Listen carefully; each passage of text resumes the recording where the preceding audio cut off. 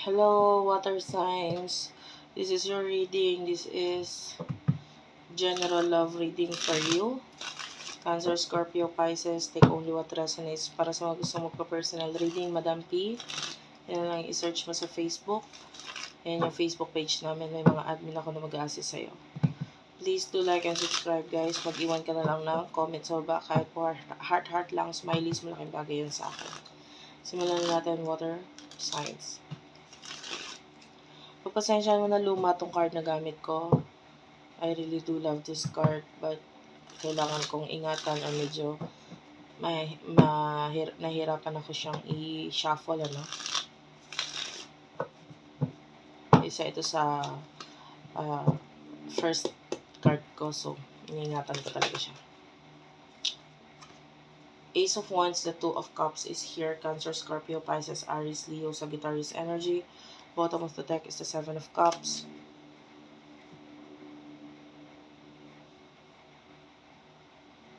I can see new love, new relationship dito. You have a lot of choices.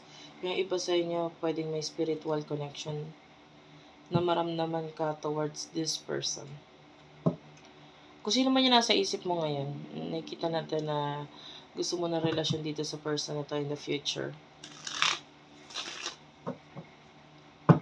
Hindi mo siya maiwasang hindi isipin. You really feel attracted sa kanya kasi nakikitaan mo siya ng galing, talento, skills, talents, and creativity. And also, pwedeng nakikita mo siya as very stable or ka-proud na person. Who is this person nakakonect mo for the sign of water sign?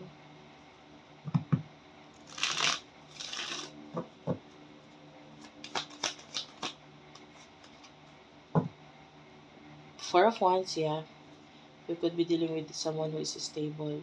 Maybe sa inyo, this person could be already married or may family na siya. Pero gusto mo talaga ng relasyon dito sa taong to eh. Six of Pentacles, lalo na pwedeng nakikitaan mo ng parang okay na partnership sa inyo sa iyo itong taong to. Like, pwedeng nagkakaroon ng flow or magandang flow ng money, resources. Yung iba sa inyo kasi importante rin sa iyo yung money mo. And eto person na to nakakatulong siya somehow, maybe in the past, yung iba sa inyo nagkaroon na ng partnership dito sa person na to and mas nakita mo na nag-grow yung finances mo sa kanya. Ano yung emotion ninyo sa isa't isa?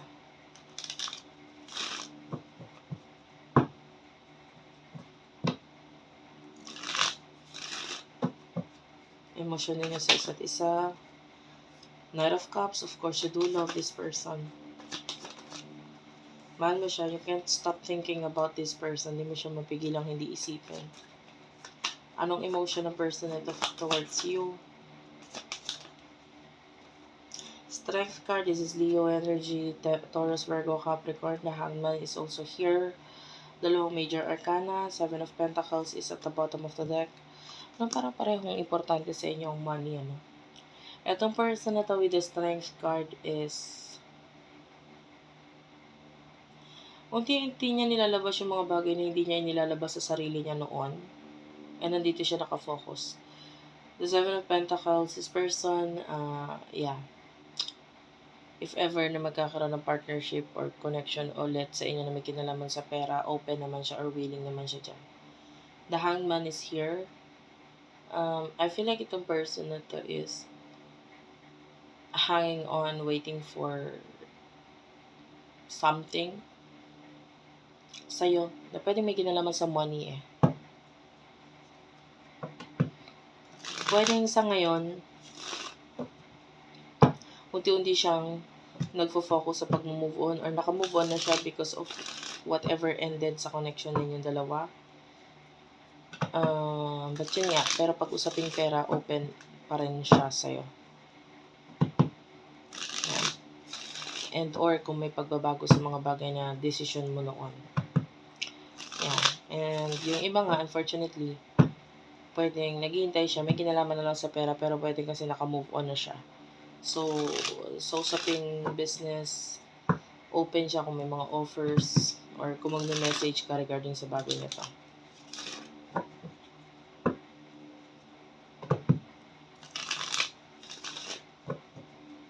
One last shuffle. Future para sa inyong dalawa. You do have here the Page of Cups, the Empress, and the Three of Swords. Okay. The Lovers is here. The Star. The King of Swords, and the Two of Pentacles, Nine of Pentacles. Bottom of the deck is the Nine of Cups.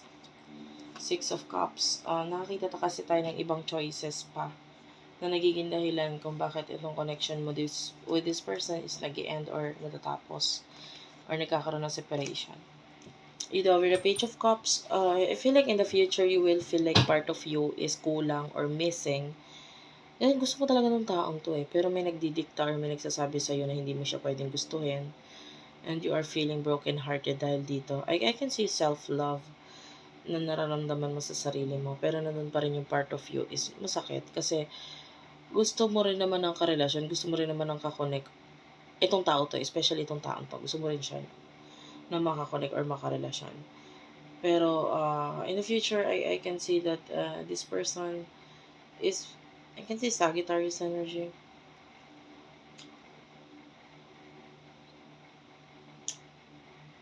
I feel like itong connection ninyo, mag-work out siya kung may money na involved. Pero pag walang money na involved, pwedeng hindi siya mag-work out yung connection. So, Two of Pentacles is here. Yeah. This person wants partnership talaga na may kinalaman sa pera.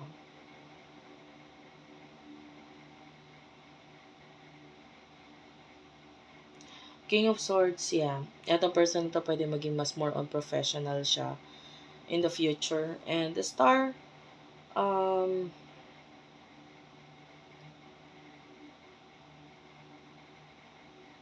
malakas ang kanyang imaginations.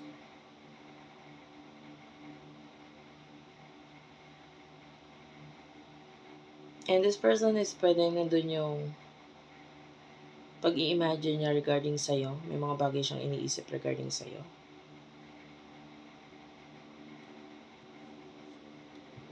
And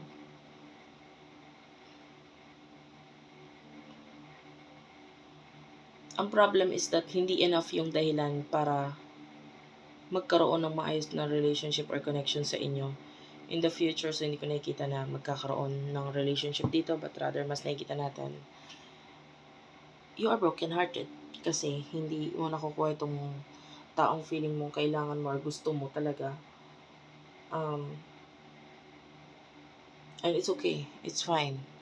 No? It's fine. Ganun talaga buhay. Hindi laging happy ending. May times din naman na hindi nag-work out, diba? And ayun lang. Thank you for watching, guys. I love you all and bye-bye.